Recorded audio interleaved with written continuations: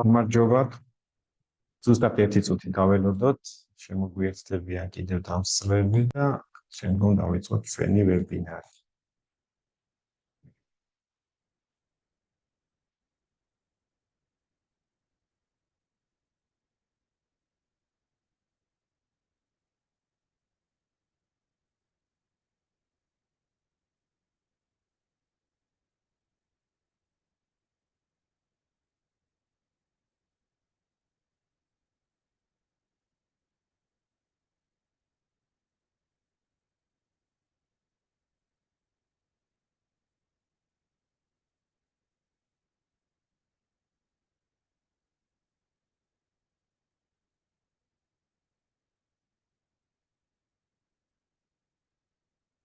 კიდევ ერთხელ გამარჯობათ, ძალიან დიდი მადლობა, რომ შემოგვიერთდით ვებინარზე.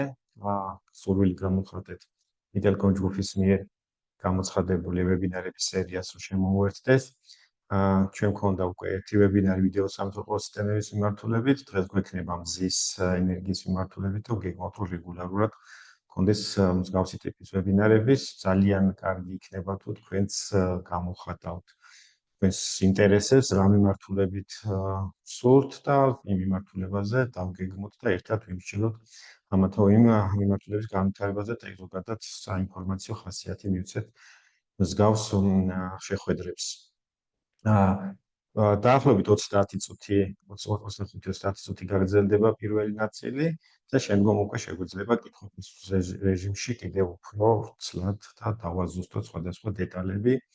ჩატის ფუნქცია გააქტიურებული არის, შეგიძლიათ ვებინარის განმავლობაში კითხვები ან თქვენი მოსაზრების მესმე ჩატში დაწეროთ, აგრეთვე კითხვა-პასუხის მოდული, Zoom-ში არსებული კითხვა-პასუხის მოდული შეგიძლიათ გამოიყენოთ და ვებინარის პირველი ნაწილის დასრულების შემდგომ უკვე ჩართვა შეგეძლებათ გამოიყენოთ ეგრეთ წოდებული ხელისაწევის ფუნქცია და შემდგომ ვისაუბროთ რა საკითხების გაინტერესებთ.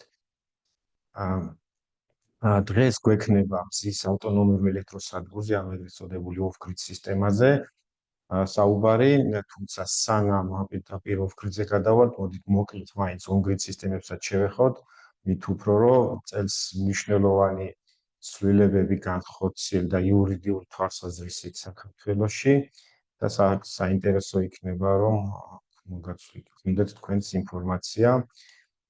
რა არის on-grid სისტემა პირველ რიგში? ეს არის, როდესაც ჩვენი მზისადგური ელექტრომომწოდებელ კომპანიის ქსელთან არის მიერთებული და ხდება ენერგიის მიმოცვლა ჩვენს შორის. ანუ, როდესაც ჩვენ გვაქვს ჭარბი ელექტროენერგია, ვაწვდით კომპანიას, რომელიც გვაწვის ელექტროენერგიას და ასევე საჭიროების შემთხვევაში, როცა გვაქვს დეფიციტი, ეს იქნება თუნდაც დღის საათებში, როცა ავკურვებს ჩვენი მზისადგურის მიერ გამომუშავებელი ენერგია, ან ღამის საათებში უკვე ქსელიდან ვიღებთ ელექტროენერგიას.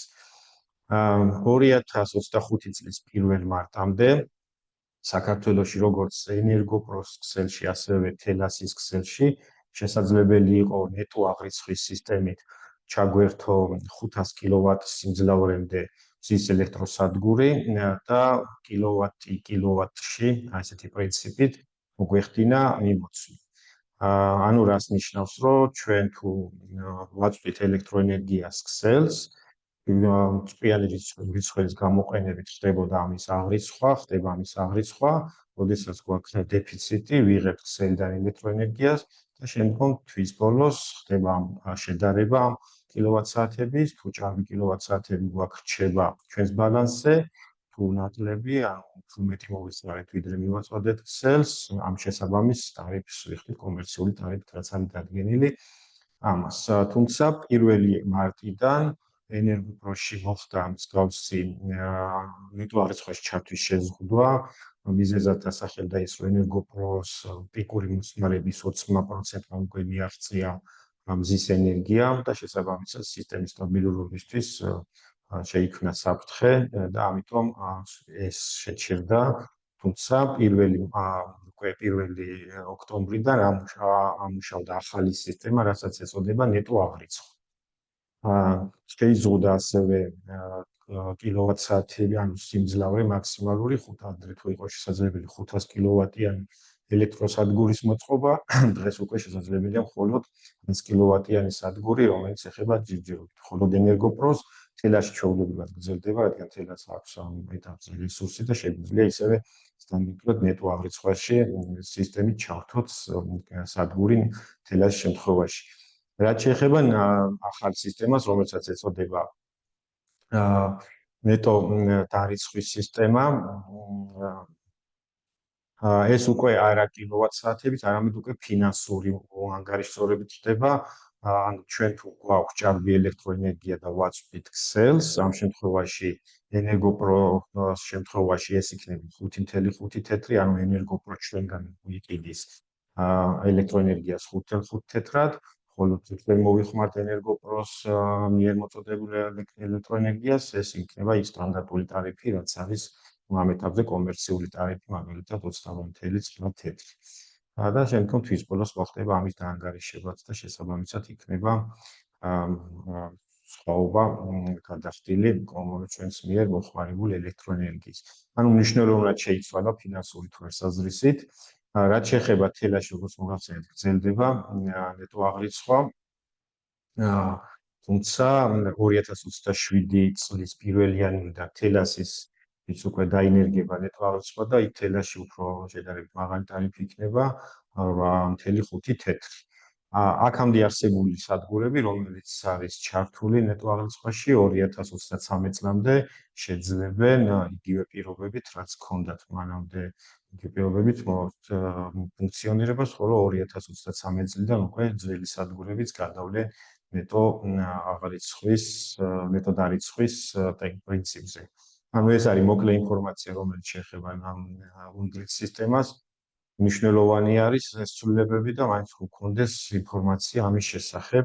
ესე მოკლედ ამოგახსენეთ და გადავიდეთ უშუალოდ დღევანდელ თემაზე, უკვე ძირითადად ვისაუბრეთ off-grid სისტემაზე.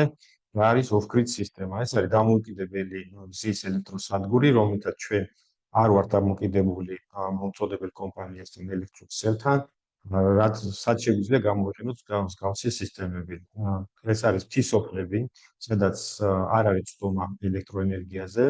მაგალითად, საქართველოში გვაქვს ესეთი რეგიონები, არის თუშეთი, სადაც არ არის ესეთ ელექტროსადგურში ჩართული ეს რეგიონი, ხევსურეთის ზოგიერთი სოფელი და სხვადასხვა რეგიონის მაღალმთიანი სოფლები, სადაც ჯერ კიდევ არ არის წვდომა და მსგავს რეგიონებში შეგვიძლია გამოვიყენოთ დამოუკიდებელი მზის სადგურები. ასევე ბოლო პერიოდში ძალიან პოპულარული კოტეჯები თუ ტურისტული ზონები, მიუხედავად იმისა, რომ შეიძლება იმ რეგიონშიც არის ელექტროენერგიის მიწოდების საშუალება, უშუალებით იყოს, ტყის მასივში იყოს, ან ისეთ ადგილებში, სადაც ელექტროენერგიის მიყვანა ან ტექნიკურად რთულია, ან ფინანსურად არის ძალიან ძვირი. ამ შემთხვევაში შეგვიძლია მსგავსი სისტემები გამოვიყენოთ.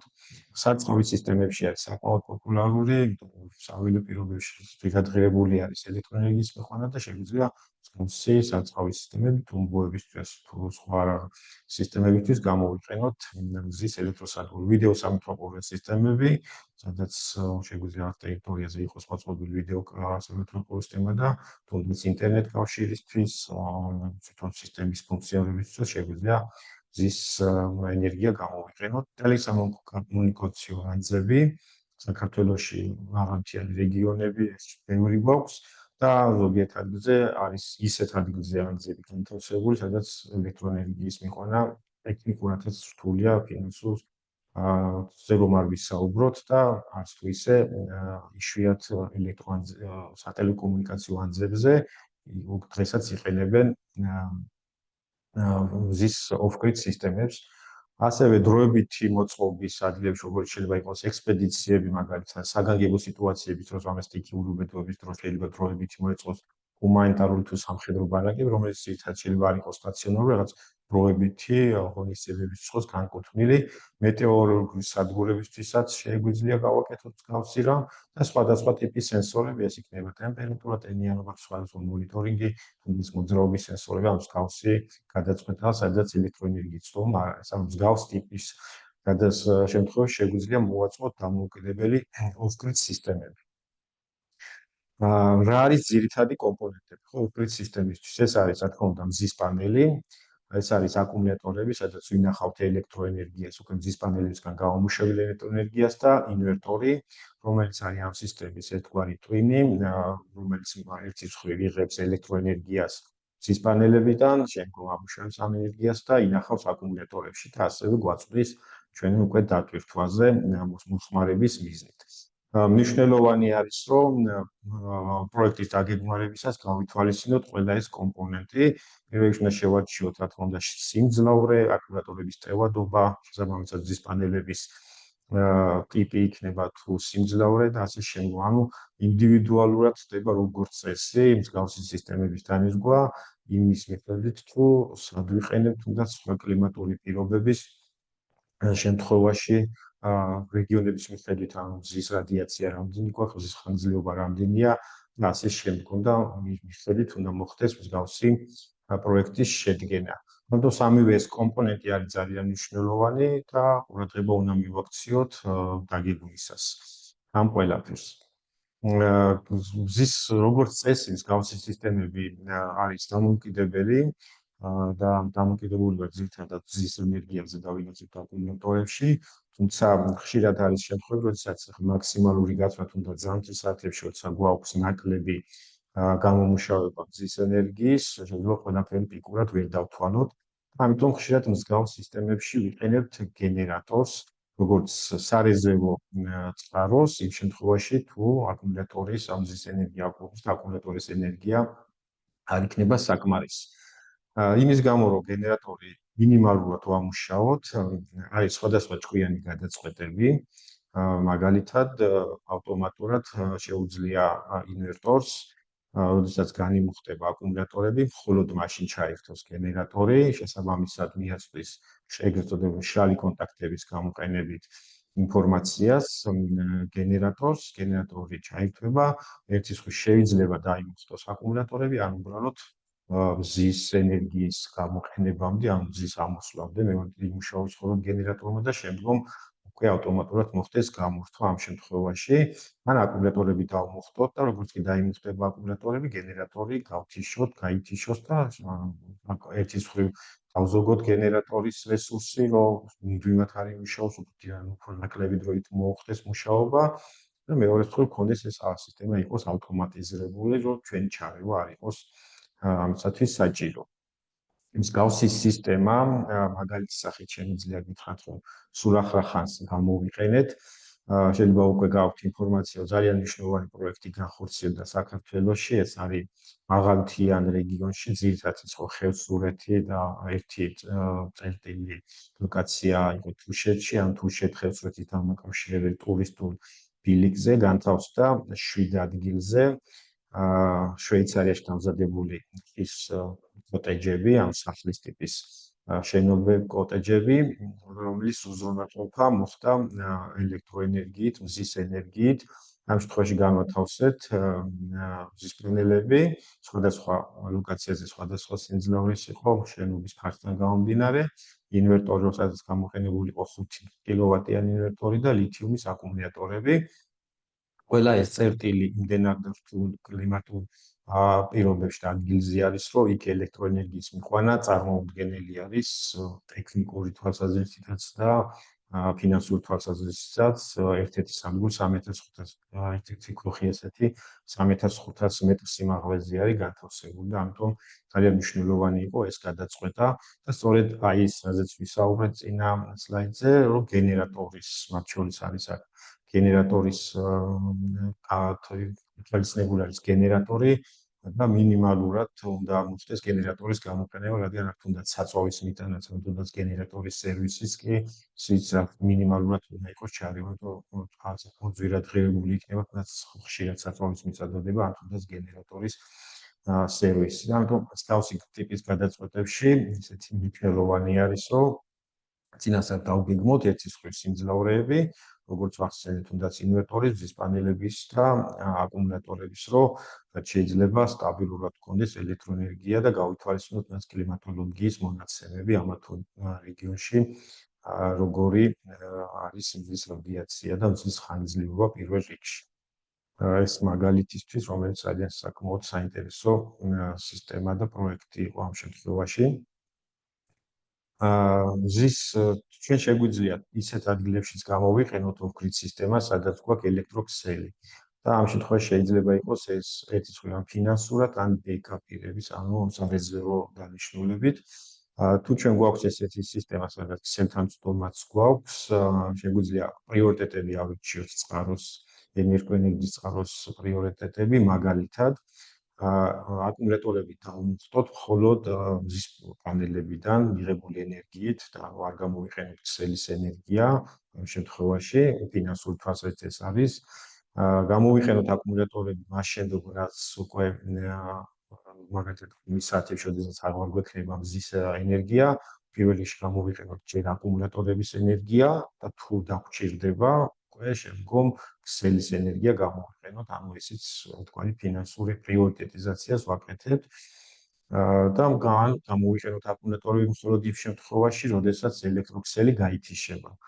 მუდმივად ქონის აკუმულატორები დამუხტულ შემთხვევაში. ანუ მეორე შემთხვევა, რომელიც ვახსენეთ, თუ ჯერ გამოვიყენეთ აკუმულატორებს და შემდგომ ქსელს, თუ მოხდა ისეთი შემთხვევა, რომ აკუმულატორები განიმუხტა და ჩვენ ვიყენებთ ქსელს, შესაძლოა მაგდროს მოხდეს ქსელიდან ელექტროენერგიის წყვეტა და დავჭირთ ელექტროენერგიის გარეშე, ხო? ანუ ამიტომ იმის მიხედვით ჩვენ რა რისკები გვაქვს და რა საჭიროებები შეგვიძლია ეს პრიორიტეტები შევარჩიოთ. და მხოლოდ მაშინ გამოვიყენოთ, ანუ ერთგვარად ეს მესამე ფუნქცია, ერთგვარად UPS-ის ფუნქციას ასრულებს, რომ მზის ენერგიით, უბრალოდ მზის ენერგიით გვაქვს აკუმულატორები მუდმივად გამოხატული. ანუ სხვადასხვა გადაწყვეტებში სხვადასხვა პრიორიტეტიზაციას იყენებ, ხო? ანძები ვახსენებ, მე სატელეკომუნიკაციო ანძები და იქ ძალიან ისეთია ის ზუსტად გენერატორის თავსებადობაც ერთ-ერთი კიდევ ამ ქოხებისგან განსხვავებით კიდევ რაც უფრო ასეთ გავრცელებული არის გენერატორებს ვიყენებთ, იმიტომ რომ იქ ანძებზე ხშირად ზამთრის პერიოდში იქ ტრანსპორტით მისვლა, რომ მაგალითად საწვავი მივიტანოთ, არის ძალიან რთული და ამიტომ გენერატორი გვაქვს, რაც შეიძლება მინიმალური გამოყენების საშუალებით. ქსელთან შემთხვევაში, როგორც ვახსენე, ну, თუ გვექნება ქსელზე წვდომა, შეგვიძლია როგორც ბექაპირების ვერსიაში თქვენეთ ასევე მზის ენერგია, ფინანსურადაც შეგვიძლია დავთვალოთ ეს ყველაფერი და ჯერ მზის ენერგია მოვიხმაროთ მხოლოდ აკუმულატორებით და შემდგომ უკვე ქსელით გამოვიყენოთ ეს ყველაფერი. რაც შეეხება თვითონ ინვერტორს, რომელიც არის მთავარი კომპონენტი შეიძლება off-grid სისტემაში, სხვადასხვა სიმძლავრის არის, ერთ-ერთი მაგალითს შემიძლია გამიხილოთ, EPWR-ის ინვერტორი, off-grid ინვერტორი, რომელიც ჩვენ გვაქვს მუდმივად საწყობში რეგულარულად შეგვიძლია მოხმარებელს მივაწოდოთ. ნომინალური სიმძლავრე შეიძლება 3.5 ან 5.5 კილოვატი. აკუმულატორების ხარდაჭერა ეს არის 24 ვოლტი, ანუ 50 ვოლტი და იმის მიხედვით რაც სიმძლავრე გვჭირდება ტევადობა შეგვიძლია შევარჩიოთ. მსგავსი კონფიგურაცია და ხარდაჭერა როგორც წვიამჟავ აკუმულატორები, ასევე ლითიუმს. ანუ შეგვიძლია ორივე აკუმულატორის ტიპი გამოვიყენოთ. გაუმავალი ძაბვა 220 ვოლტი, ანუ სტანდარტული, რაც მნიშვნელოვანი არის, გაუმავალი ტალღა ეს გვაქვს სუქთა სინუსოიდა, ანუ რაც ეს უზრუნველყოფს ნებისმიერი მგრძნობელობის მოწყობილობა, ეს იქნება თუნდაც სატეკონცო მოწყობილობები თუ სხვადასხვა, რომელსაც აუცილებელი არის სუქთა სინუსოიდის ელექტროენერგია, იყოს ესეთი უზრუნველყოფილი მსგავსი ინვერტორი. და ეფექტურობა აქვს 93%, საკმაოდ მაღალი ეფექტურობა აქვს. შეუძლია აკუმულატორის გარეშე მუშაობა, ეს იმ შემთხვევაში თუ ჩვენ ქსელზე წვდომა გვაქვს მხოლოდ და შეგვიძლია ფინანსური თვალსაზრისით მხოლოდ მზის პანელები გვაქვს და ასევე ელექტროენერგია. შემიძლია ამ შემთხვევაში მზის პანელებიდან მიღებული ენერგია პირდაპირ მოვიხმაროთ ჩვენთვის და ანუ ქსელთან სისტემა რა თქმა უნდა აქ ამ შემთხვევაში არ გამოიყენება. გენერატორთან თავსებადობა, თუ საჭირო არის, რაც ვახსენე გენერატორის გამოყენება, ინვერტორის სრულად თავსებადია გენერატორთან. დაშორებული მართვა და მონიტორინგი შეგვიძლია, Wi-Fi იქნება თუ LAN-ქსელის გამოყენებით, სხვადასხვა აქსესუარებით დახმარებით, შეგვიძლია შორიდან ვაკონტროლოთ მოწყობილობა და ასევე მონიტორინგი თუ რამდენი გამოიმუშავა ელექტროენერგია მზის პანელებიდან და ასე შემდგომ. და კიდევ ერთი კარგი ფუნქცია, რაც მსგავს ინვერტორს აქვს, ეს არის პარალელურად მუშაობის შესაძლებლობა. თუ ჩვენ გვაქვს მაგალითად მაქსიმალური სიმძლავრე 5.5, შეგვიძლია უფრო დიდი სისტემის აწყობა გვინდა 16 მსგავსი ინვერტორი გამოვიყენოთ, ანუ გავზარდოთ სიმძლავრე 16.5 კილოვატამდე და ასევე თუ ჩვენ დავაპარალელებთ 3-ჯერადად შეგვიძლია ასევე სისტემა ვაწყოთ როგორც სამფაზიანი სისტემა. ნუ ამ შემთხვევაში აუცილებელი არის სამფაზიანი სისტემისთვის ხო 3-ჯერადად იყოს ეს UPS-ები გამოყენებული, ინვერტორები გამოყენებული. ანუ ისეთ საჭიროება არის, რომ მომავალი სიმძლავრე გვინდა და ამავე პერიოდში ამავე დროს 3 ფაზა შეგვიძლია მსგავსი გადაწყვეტაც გამოვიყენოთ და არა მხოლოდ გქონდეს 220 ვოლტი. რაც შეეხება ეს რაც ვსაუბრობთ, ეს იყო ძირითადად off-grid სისტემა, სადაც ჩვენ 220 ვოლტი ან ცვლადი დენი გჭირდება, მაგრამ არის შემთხვევები, როდესაც ცვლადი დენი არ გჭირდება და მხოლოდ მუდმივი დენიც არის საკმარისი. ამ შემთხვევაში ჩვენ შეგვიძლია გამოვიყენოთ მხოლოდ MPPT კონტროლერი, რომელიც ეცისხლ ენერგიას მიიღებს ის პანელებიდან და დამუხტავს აკუმულატორებს და შემდგომ და მოვეცემთ ასევე ფაქტობრივად აკუმულატორების დენს პირდაპირ. ანუ სისტემა შეგვიძლია ავაწყოთ 12, 24, 26 ან 48 ვოლტზე. შეგვიძლია გამოვიყენოთ აქაც ტყვიამჟავა აკუმულატორები ან ლითიუმი. და რა შემთხვევაში შეგვიძლია დაგვჭირდეს ესეთი სისტემები, მაგალითად, სადაც არის ვიდეო სამტრაპოლო სისტემა, სადაც შეიძლება 12 ვოლტზე იმუშაოს სისტემა მთლიანად, საერთოდ გვჭირდებოდეს 220 ვოლტი, საკომუნიკაციო ანძები, სადაც ხშირად ერთგვარი სტანდარტიც კი არის 48 ვოლტზე მუშაობს სისტემები, ან 24 ვოლტიანი ტექნოლოგიაზე არის აწყობილი, შეგვიძლია სრულად მხოლოდ გქონდეს ეგრეთ წოდებული DC ან მუდმივი დენის სისტემა, სენსორები და მონიტორინგის სისტემები, სადაც 220 ვოლტის ნაკლებად არის საჭირო და მუდმივ დენზე მუშაობს და სხვა მსგავსი გადაწყვეტები, სადაც არის შედარებით უფრო დაბალი სიმძლავრეები და უფრო ნაკლები მოხმარებაც და ამიტომ DC სისტემა სრულიად საკმარისია. და იმის მიხედვით რა გადაწყვეტილს ურჩევდება, შეიძლება საკმაოდ ოპტიმალურად და ბიუჯეტის გათვალისწინებით შევარჩიოთ. თუ მაინც და მაინც გვაქვს ისეთი, რომ ძირითადად DC სისტემა გვაქვს, მაგრამ შესაძლოა 220 ვოლტიც რაღაც ერთ მოწყობილობას სჭირდება მაგალითად, შეგვიძლია ცალკე პატარა ინვერტორი გამოვიყენოთ, რომელიც პირდაპირ აკუმულატორებზე მიერთდება და მოგცეს მხოლოდ პირდაპირ 220 ვოლტს. ანუ ეს მსგავსი პატარა ესეთი ჰიბრიდული გადაწყვეტაც შეიძლება. მაგრამ იმის მიხედვით ჩვენ რისთვის გვჭირდება, სად გვჭირდება და რა გადაწყვეტისთვის შეგვიძლია შევარჩიოთ, რომ 220 ვოლტიანი AC სისტემა ან მუდმივი დენის DC სისტემა და შესაბამისად გავგეგმოთ ჩვენი სადგურის მოწყობა. რაც შეეხება მნიშვნელოვან კომპონენტს, რომელზეც ვისაუბრეთ, ეს იყო ინვერტორი, ერთის ინვერტორი, რომელიც არის 220 ვოლტზე ან DC დამუხტველი და ასევე აკუმულატორები არის ძალიან მნიშვნელოვანი off-grid სისტემისთვის, იმიტომ რომ ენერგიის შენახვა ხდება აკუმულატორებში. როგორი აკუმულატორები უნდა გამოვიყენოთ, რომ ექსპლუატაციის ვადა იყოს მაქსიმალურად დიდი და სერვისის მინიმალურად დაგვჭირდეს, ეს არის ესეთი მნიშვნელოვანი საკითხი. მაგალითად, აი გრაფიკს ცხრილში, სადაც ეხლა მე მაქვს წარმოდგენილი, თუ დააკვირდებით, არის სამი ტიპის აკუმულატორი განხილული. ეს არის სტანდარტული AGM ტიპის აკუმულატორი, რომელსაც ძირითად შემთხვევაში ვიყენებთ ჩვენ უწყვეტყვების საღამოებში. ასევე არის იგივე ტიპის AGM ტიპის, რომელსაც უკვე ჟელე ტიპის აკუმულატორი და ლითიუმის აკუმულატორები, ხო? ძალიან მნიშვნელოვანია ზოგადად ვიცით, რომ აკუმულატორის განმტკბის სიღრმეს აქვს ძალიან დიდი მნიშვნელობა. რაც უფრო მეტად განმტკბავთ აკუმულატორს, მით უფრო და რაც უფრო ხშირად, მით უფრო სიცოცხლის ხანძრო ან ციკლების რაოდენობა მცირდება. როდესაც ვსაუბრობთ მზის ენერგიაზე, ჩვენ ამ შემთხვევაში ძალიან ხშირად ყოველდღიურად შეიძლება მოგვიწევს აკუმულატორის ბოლომდე განმტკბვა, ანუ რის განმავლობაში ჩვენ ვუხტავთ აკუმულატორებს და რამე საათებში მოვიხმართ. ანუ ფაქტობრივად ერთი დღის ციკლი გააჩნიათ აკუმულატორებს და ამდენივე დროს დიდზე გვიწევს, საკმაოდ ღრმად გვიწევს აკუმულატორის განმტკბვა, რაც აკუმულატორის სიცოცხლის ხანძრობაზე პირდაპირ მოქმედებს, ხო? თუ გამოვიყენებთ ესეთ შემთხვევაში AGM ტიპის აკუმულატორს, რომელსაც აქვს 100% განმტკბვის შემთხვევაში მხოლოდ 200 ციკლი, იგივე ტიპის აკუმულატორს უკვე ორჯერ მეტი აქვს 200 ციკლი, რაც შეეხება ლითიუმის აკუმულატორს, ეს არის 3500 ციკლი, ხო? 30%-ის განმავლობაში და მნიშვნელოვნად იზრდება ციკლების რაოდენობა, ან თუ მხოლოდ 30%-ს მოვიხმართ აკუმულატორის სრული ტევადობისას, AGM ტიპში გამოდის ეს 1550 ციკლი, ჟელე ტიპის შემთხვევაში 2400 და ლითიუმის აკუმულატორში ეს არის 12000 ციკლი.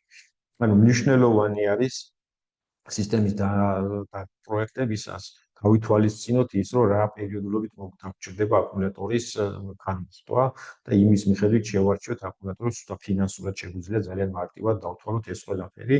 მით უფრო რომ დღეს ლითიუმის აკუმულატორის ფასები მნიშვნელოვნად არის შემცირებული და შესაძლოა კარგად დავთვალოთ, ესეთი კალკულაცია გამოვხორციელოთ, დიდი კონკურენცია გაუწიოს უკვე სტანდარტული ტყვიამჟავა აკუმულატორებსაც და ამიტომ ზოგადად რეკომენდირებული არის, რომ განსაკუთრებით მზის სისტემებში ან ჟელე ტიპის აკუმულატორები, ან ლითიუმის ტიპის აკუმულატორები გამოვიყენოთ, იმის გამო, რომ სიცოცხლის ხანგრძლივობა და ექსპლუატაციის ხანდა აქვს ძალიან მაღალი და შესაბამისად ფინანსური დანაზოგიც გვექნება მეტი, იმიტომ რომ ზოგადად ვიცით, რომ აკუმულატორი არის ესეთი სახაჯი მასალად ითვლება ერთგვარად და კარგად უნდა გავთვალოთ ეს ყველაფერი, რომ შევამციროთ ხარჯები.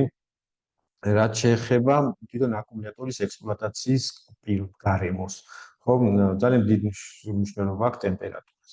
ის მაგალითები, რომელიც მე მოვიყვანე, თუნდაც იმ ხოსების სახით, იქ კლიმატური პირობები არის ძალიან რთული და აკუმულატორის გამოყენების შემთხვევაში დიდ გავლენას ახდენს ტემპერატურა. ერთის მხრივ ვიცით, რომ ზოგადად აკუმულატორების ტექნიკურ დოკუმენტაციაშიც მითითებული არის, რომ ის ნომინალური მონაცემები, რომელიც აკუმულატორს გააჩნია, გათვლილი არის 25 გრადუს ტემპერატურაზე და ჩვენ თუ ტემპერატურას გავზრდით, მნიშვნელოვნად მაღალ ტემპერატურაზე მნიშვნელოვნად მცირდება აკუმულატორის სიცოცხლის ხანგრძლივობა. ხოლო დაბალ ტემპერატურაზე მნიშვნელოვნად მცირდება აკუმულატორის ტევადობა და სწორედ ვისაც ავტომობილი გყავთ, გაიქნებათ გამოცდილება, რომ ეს ზამთრის პერიოდში უფრო ხშირია ის შემთხვევები, როდესაც აკუმულატორის შეცვლა გჭირდება, იმის გამო, რომ სიცივეში დაბალ ტემპერატურაზე აკუმულატორის ტევადობა მცირდება. მაღალ ტემპერატურაზე, როგორც აღნიშნე, პირიქით სიცოცხლის ხანგრძლივობა მნიშვნელოვნად ამცირებს იმის გამო, რომ ქიმიური პროცესი უფრო აქტიური არის აკუმულატორში, მაღალ ტემპერატურაზე ხდება აკუმულატორის ფირფიტების თუ სხვადასხვა კომპონენტების კოროზია უფრო სწრაფად. ამიტომ ერთ-ერთი გადაწყვეტა, როდესაც ისეთ რთულ კლიმატურ პირობებში ვიყენებთ აკუმულატორებს, არის მათი განთავსება მიწაში.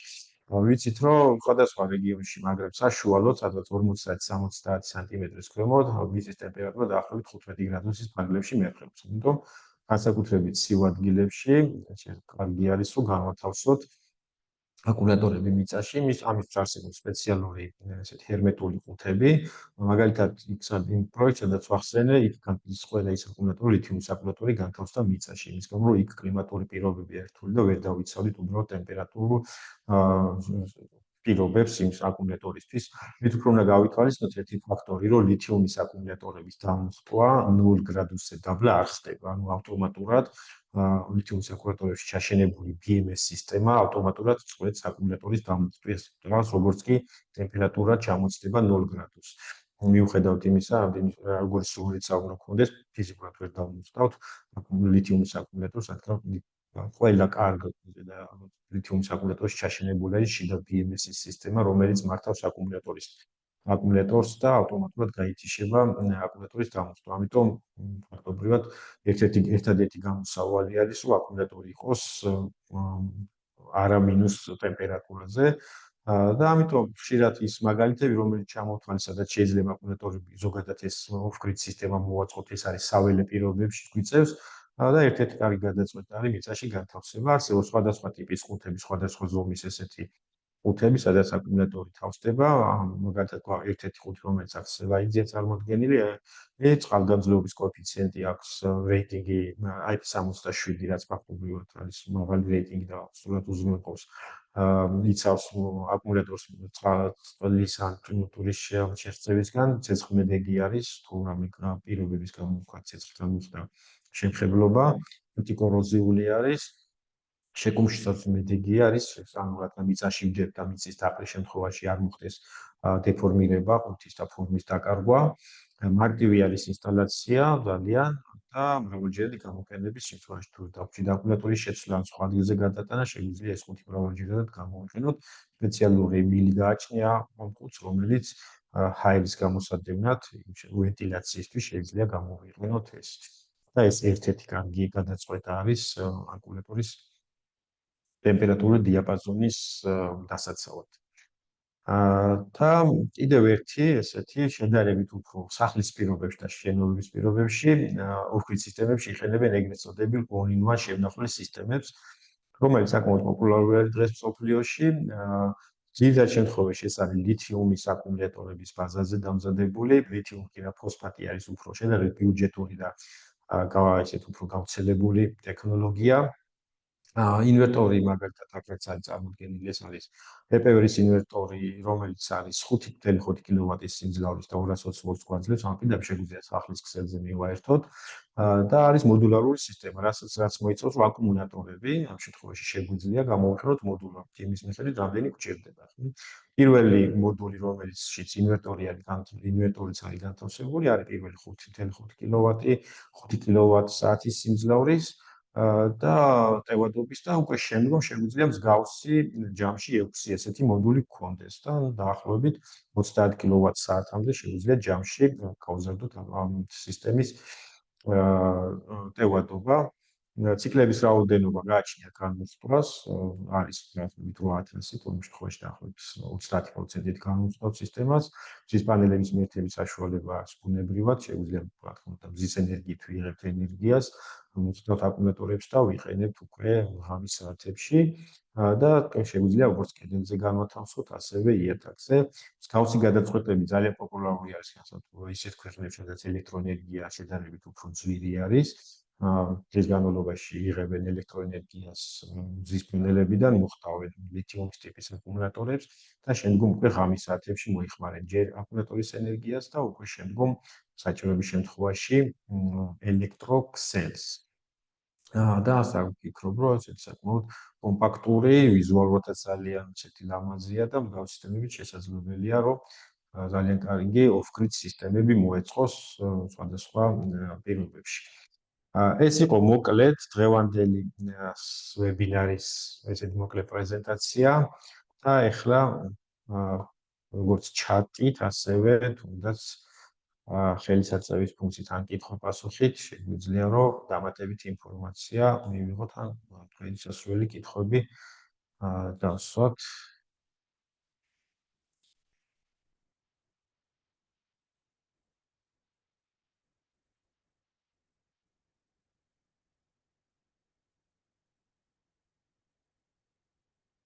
ვის გაქვთ კითხვები ან ჩატში შეგიძლიათ მოიწეროთ. მოგონი ჩატი ჯობლივად ფუნქციონირებს, ხო? კი ბატონო.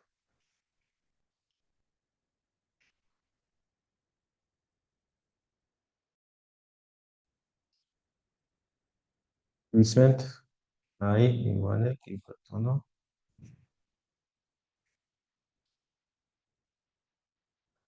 ისმენთ ივანე?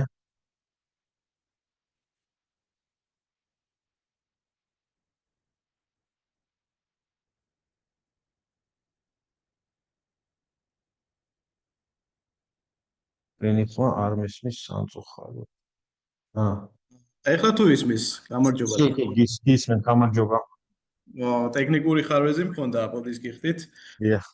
მადლობა პირველ რიგში საინტერესო პრეზენტაციისთვის. ერთი შეკითხვა მაქვს, მე რომ გარანტიებთან დაკავშირებით, რა გარანტიას ვთავაზობთ, რა სერვისს და როგორ მოქმედებს და ეს ყოველივე რომ აგვიხსნათ უფრო დეტალურად თუ შეიძლება. ზოგადად როგორც აკუმულატორების შემთხვევაში, ისე ინვერტორების შემთხვევაში. კი ბატონო.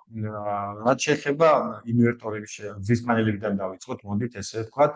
მზის პანელების გარანტია ზოგადად რაღაც სტანდარტიზებულიც კი არის უკვე მსოფლიოში დღეს წარმოებლებების მხრიდან. იძლევიან 10 ან 12 წლიან ქართულ გარანტიას და ასევე იძლევიან სამუშაო რესურსი მათ გააჩნიათ 25 ან 30 წელი, რაც ნიშნავს, რომ 25 ან 30 წლის შემდგომ მზის პანელის წარმადობა არ ჩამოწდება 85 ან 83%-ს, გააჩნია სხვადასხვა მოდელებს, სხვადასხვა აქვს. ეს არის ძირითადი გარანტია, რაც შეეხება მზის პანელებს. რაც შეეხება ინვერტორებს, მაგალითად, on-grid სისტემის შემთხვევაში უფრო მაღალი არის ინვერტორები, გარანტია 5 ან 10 წელი შეიძლება შევხვდეს, ხშირად არის 10 წლიანი გარანტიები. off-grid სისტემების შემთხვევაში უფრო ნაკლები არის სხვადასხვა მოდელებზე, სხვადასხვა არის, შეიძლება იყოს 1 წელი, 2 წელი, შეიძლება 5 წლიანი გარანტიაც არის, იმის მიხედვით, რომ წარმოების და მოდელების მიხედვით არის ეს უფრო ისეთი. აკუმულატორების გარანტიას რაც შეეხება, აკუმულატორის გარანტია, როგორც ვახსენე, ძალიან მნიშვნელოვანია, გარემო პირობებზე არის დამოკიდებული, რომ ჩვენ მაგალითად, თუ ტემპერატურა არის მაღალი, ამ შემთხვევაში აკუმულატორის გამოვა ძალიან მალე წყობრითა.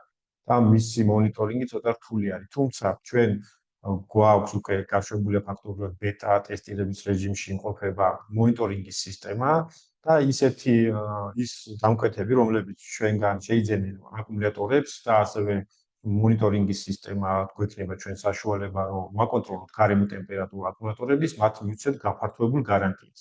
ლითიუმის აკუმულატორების შემთხვევაში ეხლა გვაქვს სტანდარტულად 2 წლიანი გარანტია.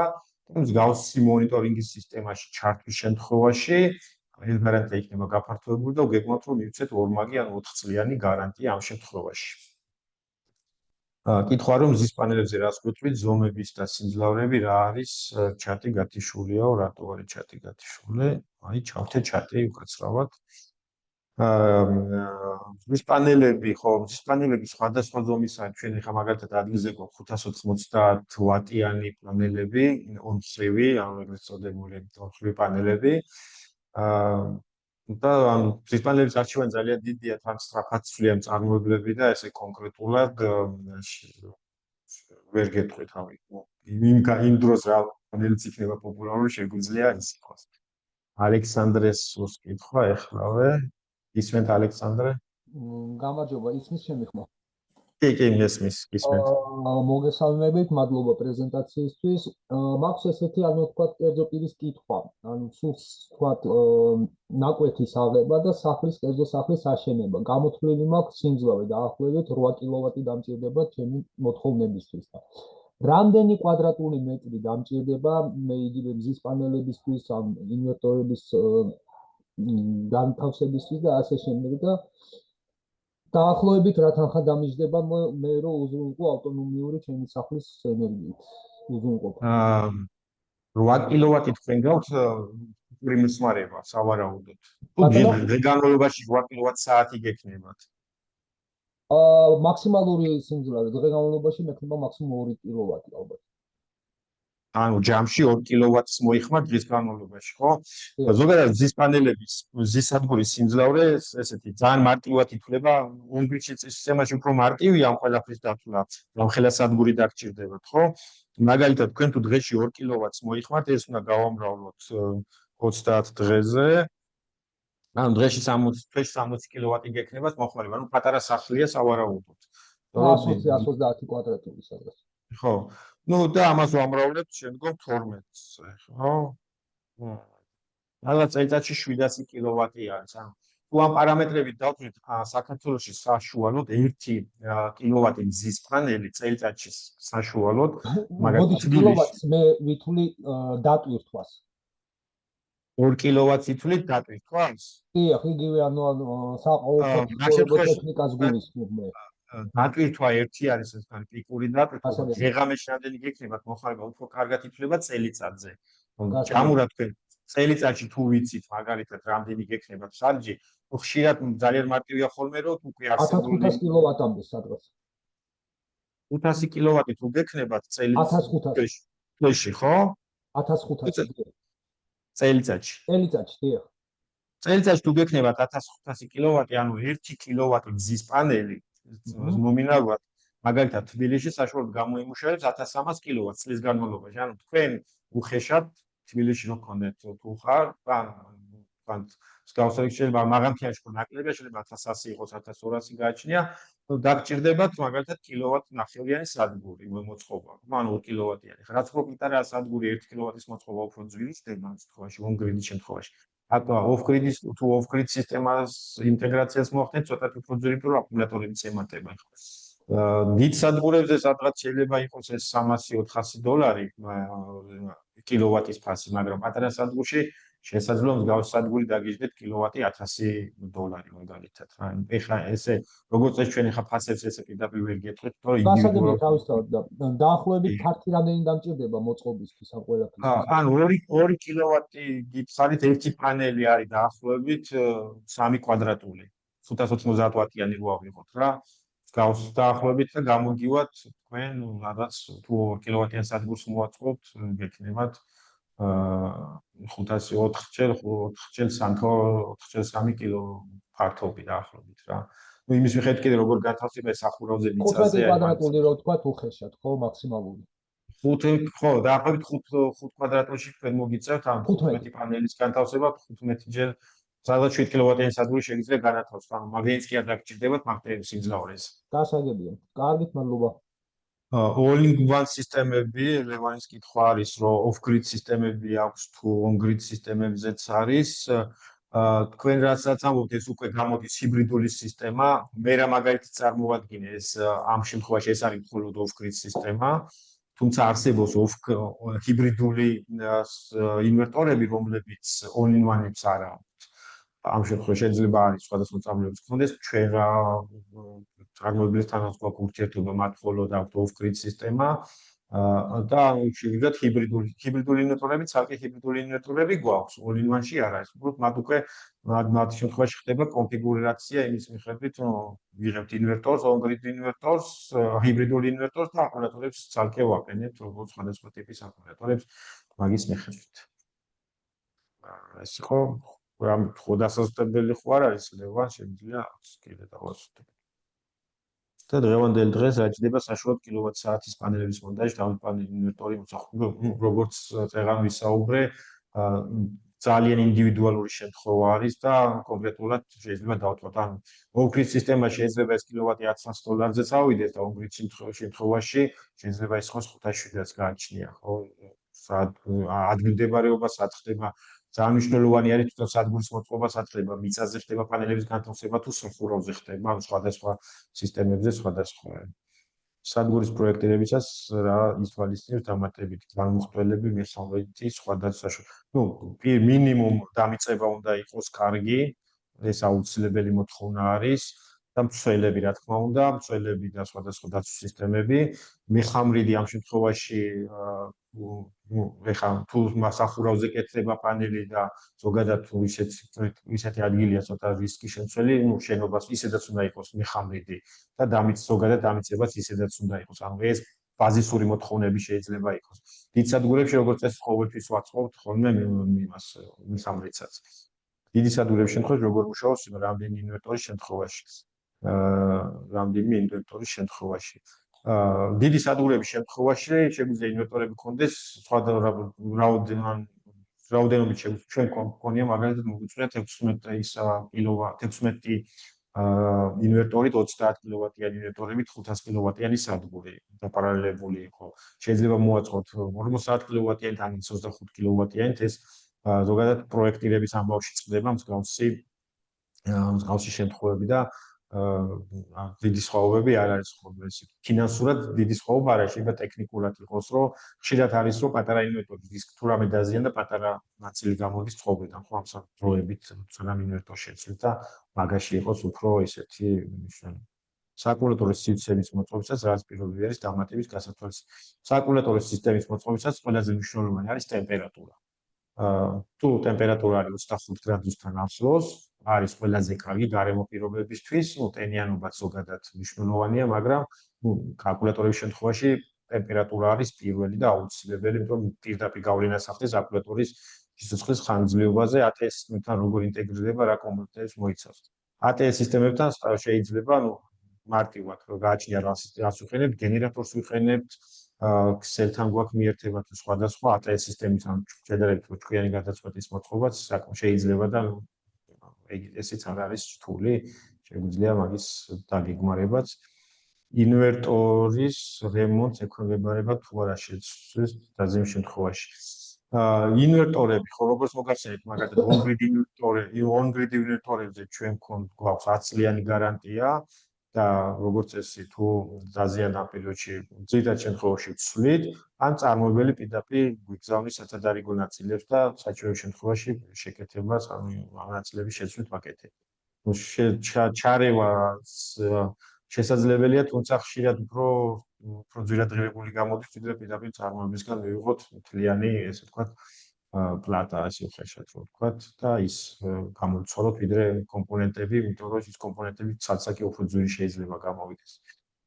მზის პანელების დახრის კუთხეც რა მიმართულებას როგორ არჩევთ? მზის პანელების დახრა, ოპტიმალური დახრა არის ეს სამხრეთისკენ უნდა იყოს მიმართული, ყველაზე კარგი. დახრასაც შეეხება, ახლა საქართველოს საერთოდ ესე საშუალო 35 გრადუსი არის ყველაზე ისეთი კარგი, მაგრამ გააჩნია off-grid სისტემის შემთხვევაში კარგი არის მაღალი დახრა, იმიტომ რომ ზამთრის შემთხვევაში უფრო მეტი გვაქვს გამომუშავება, რაც შეეხება on-grid სისტემის შემთხვევაში, აქ ჩვენ უკვე დახრასთან ერთად უკვე კონსტრუქციის ზომა სიმწარე უნდა გავზარდოთ, იმიტომ რომ ქარის დაწოლა იზრდება და უკვე და ასევე თუ დიდი სადგური არის, რაც უფრო მეტად გვაქვს დახრილი პანელები, რიგებს შორის მანძილი უფრო მეტი გვჭირდება, ან მიწის ფერხლები უფრო მეტი გვჭირდება და ამ კომპონენტების გამომუშავებით ჩვენ მაგალითად 20 გრადუსის ფარგლებში ვხვრით მიწაზე როცა ვაკეთებთ, იმიტომ რომ ტექნიკურ ეკონომიკური შეფასებით არის საკმაოდ ოპტიმალური. მიწა ნაკლები გვეზოგება, კონსტრუქცია უფრო ნაკლები არის და გამომუშავებაც გათვლადი არის. რამდენი არის 35 გრადუსი, რამდენი 20 გრადუსზე, პროგრამების საშუალებით ხდება მისი დათვლა და ესე არის და კონკრეტულად ფართობის და სხვადასხვა. თუ მიწა სახურავზე ვაყენებთ, თუ სახურავი დახრილია, შეიძლება პირდაპირ არ დავშვიდეს დამატებითი დახრა. როგორ ირჩევთ? კი, სამხრეთით არის კარგი. თუმცა არსებობს ესეთი აღმოსავლეთ-დასავლეთის სისტემები, ჩვენ საიტზე შეგიძლიათ ნახოთ, რამდენიმე პროექტი გვაქვს, სადაც აღმოსავლეთ-დასავლეთის სისტემით სახურავზე გვაქვს განხორციელებული პროექტი. ჩვენი შექმნილი კონსტრუქციით არის, ბეტონის კონსტრუქციებზე არის მოწყობილი და ესეც მიღებული არის, გააჩნიათ შეიძლება სახურავებზე იყოს აღმოსავლეთ ან დასავლეთის დახრილი და პირდაპირ მასზე გამოთავსოთ. შესაძლებელია თუ არა მზის პანელების საშუალებით დაგროვილი ენერგია ბატარეებში მივყიდოთ არა ენერგოპროს, არამედ სხვა კერძო ან იურიდიულ პირს. კი რა, ეხლა შეგიძლიათ მეზობლას მიყიდოთ რა. თუ მოელაპარაკებით შეგიძლიათ მიყიდოთ რა. იურიდიული პირიც არ თუ იყიდის და ხელშეკრულებას გააფორმოთ, ალბათ შეიძლება. ეგ უფრო იურიდიული საკითხია. ენერგოპროს დენს ვერ გაყიდით, თქვენ არ გაქვთ უფლება გადაყიდოთ, მაგრამ თქვენი გამომუშავებული თუ არის მზის პანელების ენერგია, რა რატო ვერ მიყიდით? მიყიდით. მეზობლებთან შეგიძლიათ საერთო სისტემა მოაწყოთ. მზის პანელების გაწმენდა სჭირდება მომსახურ თვალსაჩინო. კი, სჭირდება მზის პანელებს. თუ გააჩნია დამტვერიანებას, როგორც წესი წელიწადში ერთხელ ან ორჯერ აუცილებელია მზის პანელების გარეცხვა. სხვადასხვა სისტემები არსებობს, ხელითაც რეცხავენ, თუ დიდი სადგურები არის სპეციალური მანქანებიც არსებობს საქართველოში ნაკლებად, უფრო ხელით ხდება მისი გარეცხვა. სასურველი არის კი არა და რეკომენდებული რომ სადგური უნდა იყოს გამორთული უსაფრთხოებიდან გამომდინარე და როგორც წესი ის განმავლობაში ნაკლებად სიცხე არის და ამ უნდა შევარჩიოთ პერიოდი, თუმცა დამტვერიანება ის მიხედვით შეიძლება შევაფასოთ დამტვერიანება და იმის მიხედვით გავწმიდოთ. გარეცხვა ჭირდება, მოკლედ რომ ვიცოდეთ მაინც. კი ბატონო, კიდევ კითხვები თუ არის?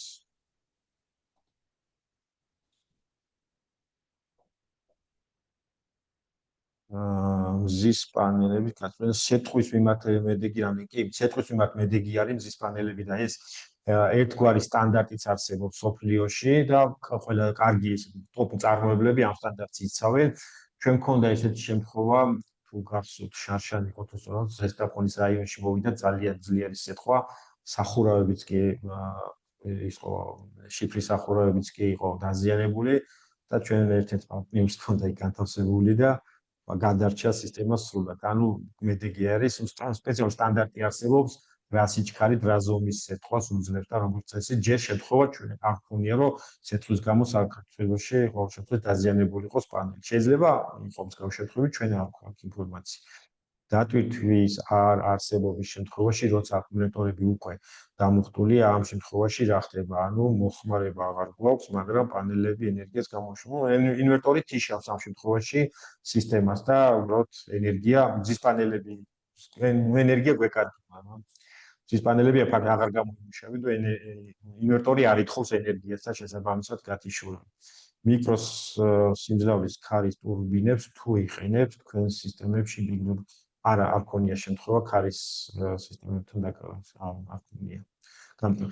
ერთი რაც ინფორმაციის დონეზე ვიცი, სადაც მზის პანელები დგას იმ ტერიტორიაზე, ქონდა ესეთი მოთხოვნა, სურვილი ქონდათ ერთ-ერთ დამკვეთს იმავე ტერიტორიაზე ქარის სადგურის განთავსება არ შეიძლება, იმიტომ რომ ქარი ქმნის ტურბულენტურობა, რასაც ქმნის მზის პანელებისთვის პრობლემას იქნება და იქვე არ შეიძლება. თუმცა ქარის სადგურები სხვადასხვა ტიპის არსებობს, ხო? და შესაძლოა ინტეგრირება მოხდეს, მაგრამ ამ შემთხვევაში ჩვენ არ გამოცდილები არ გვაქვს ამ შემთხვევაში. კიდევ ხომ არ არის კითხვები? ან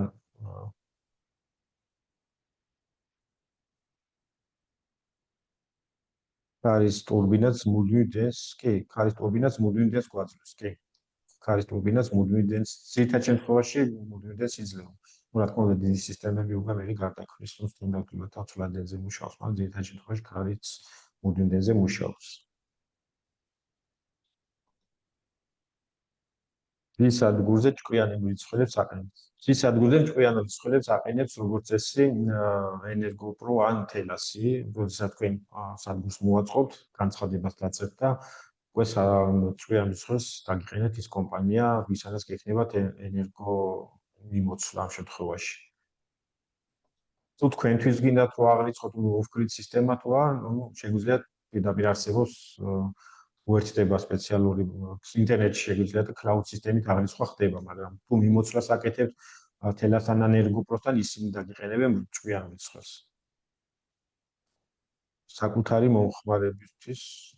მომხმარებისთვის თუ აკეთებთ, ხოლო საკუთარი მომხმარების off-grid სისტემა თუ გინდათ, მრიცხველი ამ შემთხვევაში შეიძლება და ჩვეულებრივი მრიცხველის დააყენოთ, თუ მიმოცვლას არ აკეთებთ, უბრალოდ აღრიცხოთ, რამდენი მოიხსნარით სისტემა, მაგრამ ასევე შეგვიძლია პლატფორმა პირდაპირ cloud პლატფორმის საშუალებით მონიტორინგი უყუროთ და ნახოთ რამდენი გამოიმუშავა თქვენმა სადგურმა. ესეც შეიძლება.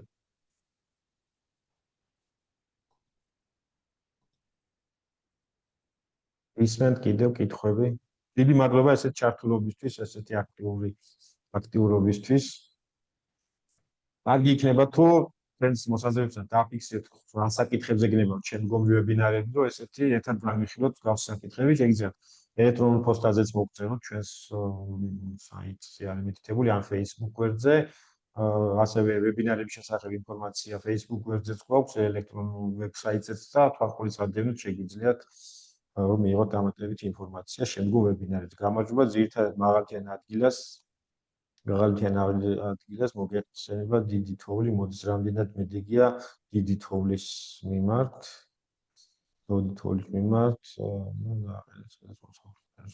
არის დროს რამდენი შანსია რომ დაზიანდეს.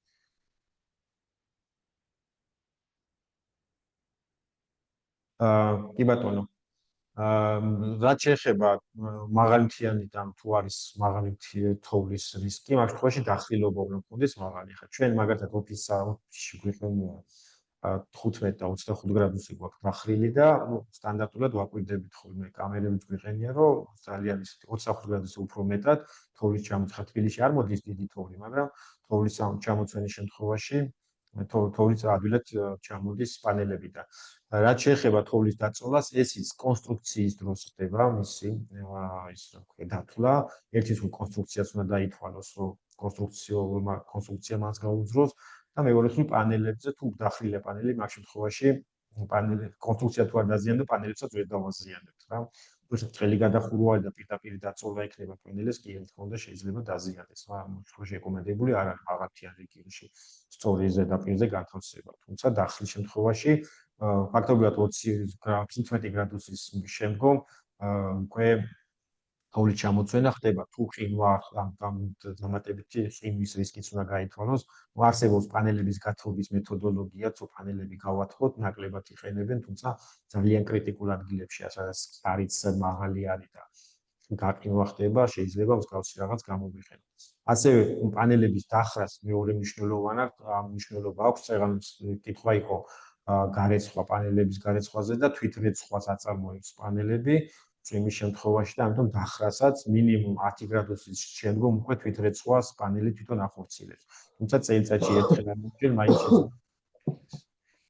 პანელების გარეცხვა. workshop-ი ხომ აგექნება თორქოს პერიოდში პერსონალს.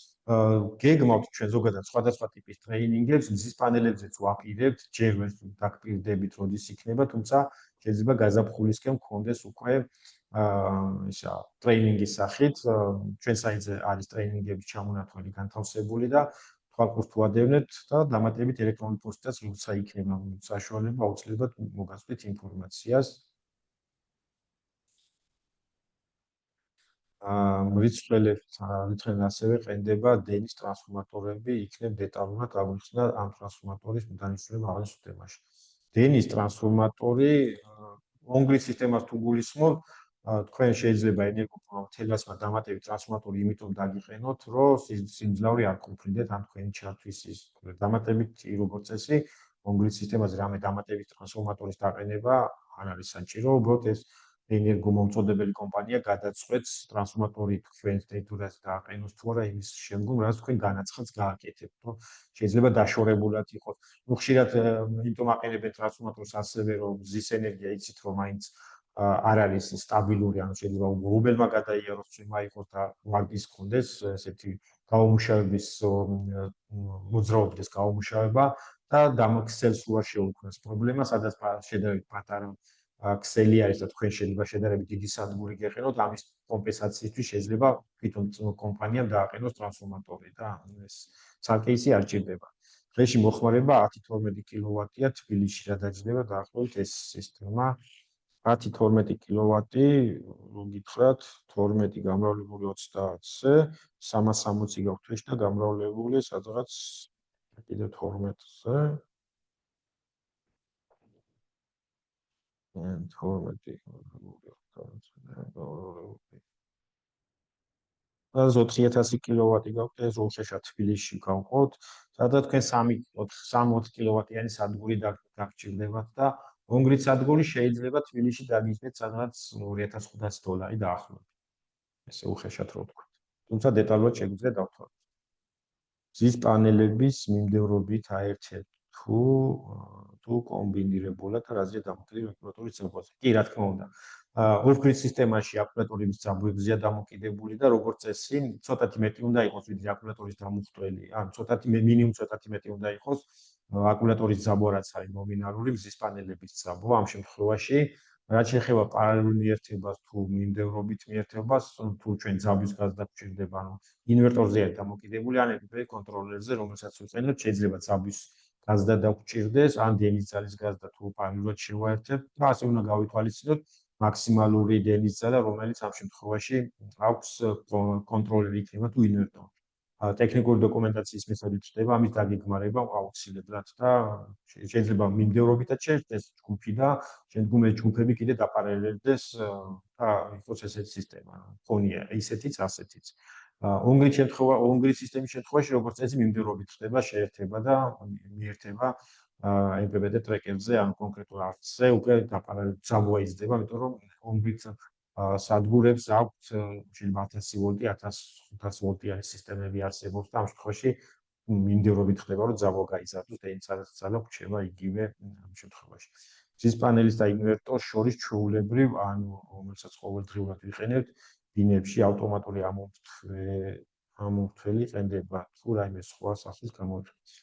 კი, ავტომატურად თუ ონგრის სისტემას ვიყენებთ პირდაპირ შენობებში, ჩავთვალოთ დაპარალელებული არის სისტემა ჩვენს ქსელთან და ამ შემთხვევაში ავტომატი როგორც დაცვის მეთოდი ან საჭირო შემთხვევაში გამოვთვალოთ სისტემა, რა თქმა უნდა, ყენდება ავტომატურად ჩვეულებრივად.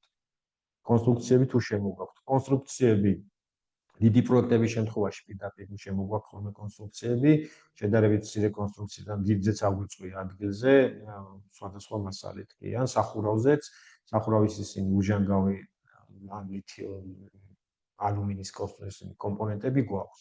ჩვენ საიტზე intercom.net ნახე დავწერ მაინც თქვენთვისაც მობილი იქნება, მაგრამ მაინც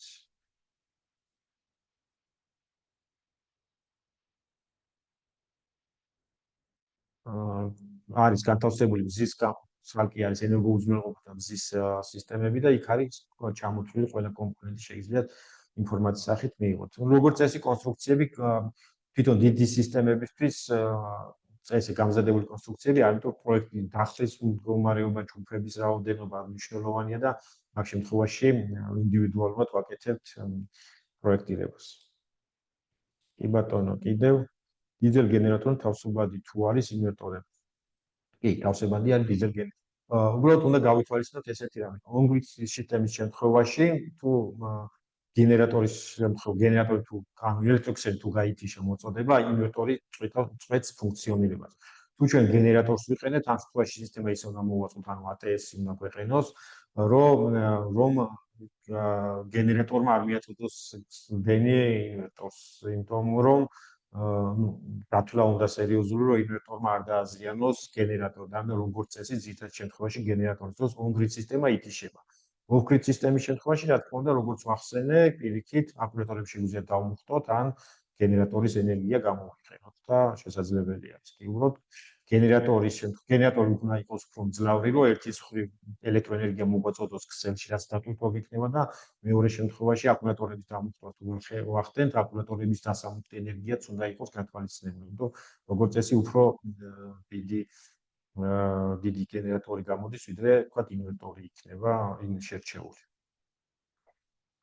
კი ბატონო, გისმენთ კიდევ?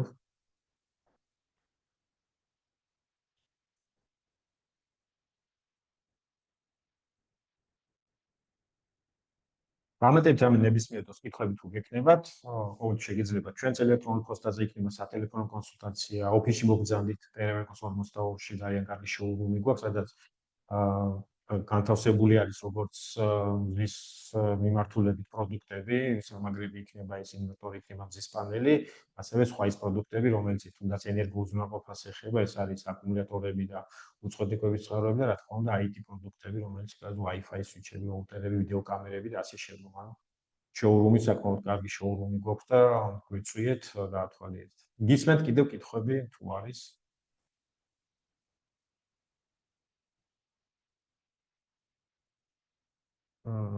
ძალიან დიდი მადლობა ესეთი ჩართულობისთვის და ესეთი ინტერესისთვის.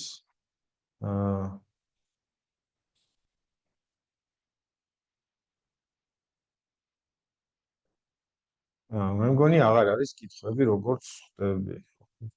კარგი, დიდი მადლობა, რომ გაესწარით და ესეთი ჩართულობა გქონდათ და შემდგომი ვებინარი გვექნება ორი კვირის წინ, შემდგომ თემა ჯერ შერჩეული არ გვაქვს, თქვენი რეკომენდაციებიც იქნება კარგი, თუ მოგწეთ ელექტრონულ პოსტაზე, რა თემაზე გაინტერესებთ, რა თქმა უნდა, გავითვალისწინებთ, ან შევარჩიოთ და მიიღებთ ინფორმაციას როგორც ელექტრონულ პოსტაზე, ასევე ჩვენი ვებგვერდის საშუალებით.